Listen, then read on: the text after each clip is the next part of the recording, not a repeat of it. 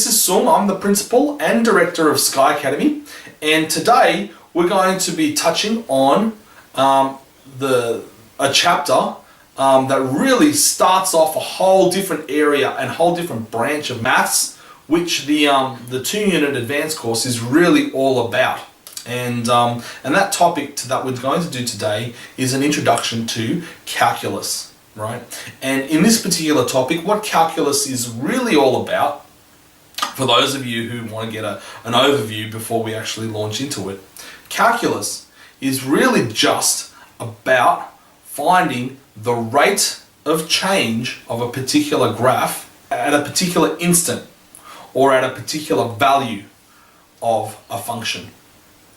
And to do that, there are various methods and various techniques that we're going to be looking at. Well, one in particular, but what it will require of us is to have a good understanding of the topic of limits. Okay? Now, what a limit really is all about is not so much, we're not so much concerned with what a function will equal to, but we're actually looking at what a function approaches to or tends toward as one particular variable tends towards another value. Okay, so that may or may not have made much sense, but I'll give you an example of what I mean. Okay, so let's have a look at this particular graph. Y equals to 3x minus 2, right? Now, what is the value equal to at x equals to 5?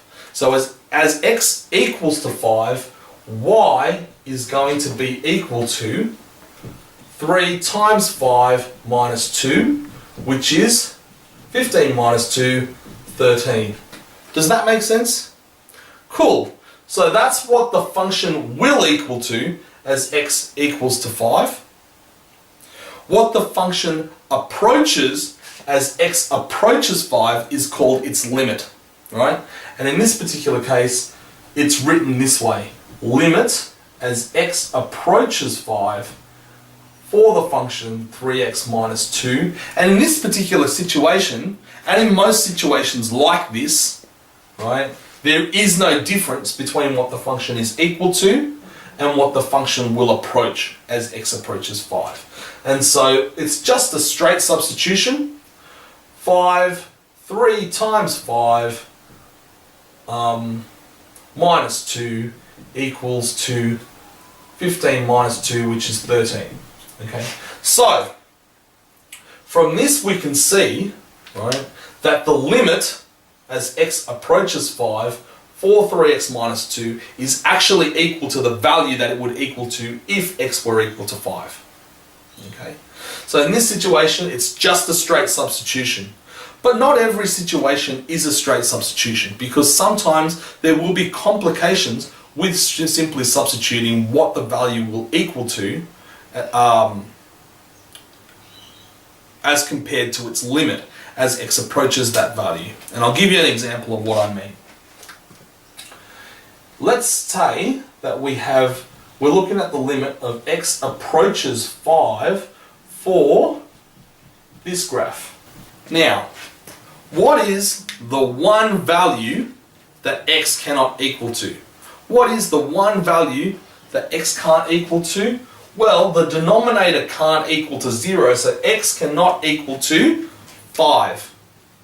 The moment x does equal to 5, the graph at that point, x equals to 5, is undefined. There's a whopping great hole at that particular point. Okay, because you can't divide by 0. However, that is not to say that the limit doesn't exist. The limit does exist because we're not looking at what the function actually equals to, we're looking at what the function approaches. Okay, so we can do something very creative here, and that is, notice how you've got an x minus 5 on the bottom and an x minus 5 on the top. Well, what we can do is cancel them out. And so the limit of x approaches to 5, right, of this function is also equal to the limit of x approaches to 5 of 3x minus 2 because we can cancel these two out. And then all of a sudden, the answer is the same as what was above. The answer is 13, right? So in other words, what the function approaches is equal to 13, but what the function actually is equal to is undefined. There's a whopping great hole there. And so I'll show you what this graph actually looks like. If we were to graph, and this is something that I prepared earlier, it's not a cooking show, by the way, but this graph is this particular limit, right? And at x equals to 5, there is a whopping great hole. Yes?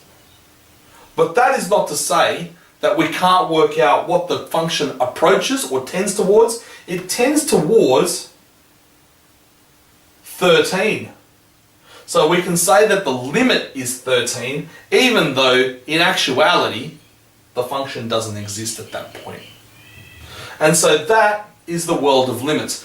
Now in the next episode, or in the next couple of episodes, I'll be going through more examples of limits. Okay? In fact, we'll be going through plenty of examples of limits, but I just want you to get the idea that what a limit is what a function tends towards, not what a function equals to. Thank you for watching.